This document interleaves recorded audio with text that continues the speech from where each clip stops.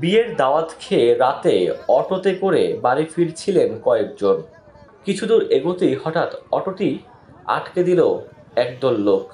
কিছু বুঝে ওঠার আগেই অস্ত্র ঠেকিয়ে বেঁধে ফেলে গাছের সঙ্গে। এরপর ঘটল ভয়ঙ্কর ঘটনা। চাঁপানবাবগঞ্জের গোমস্তাপুরে একটি চার্জার অটো ভ্যানের যাত্রীদের গাছের সঙ্গে বেঁধে ডাকাতির অভিযোগ উঠেছে। মঙ্গলবার রাত 10টার দিকে গোমস্তাপুর উপজেলার রোহনপুর আড্ডা আঞ্চলিক সড়কের নজরপুর এলাকায় এই ঘটনা ঘটে। এই সময় ডাকাতরা ওই চার্জার অটো ভ্যানের যাত্রীদের কাছে থাকা নগদ টাকা, মোবাইল ও সোনার অলংকার লুটে নেয় এবং অটো ভ্যানটি ছিনতাই করে। এই ঘটনার পর দ্রুত পালিয়ে যান ডাকাত দলের সদস্যরা।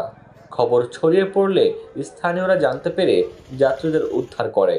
তবে এই ঘটনায় কোনো হতাহতের খবর পাওয়া যায়নি।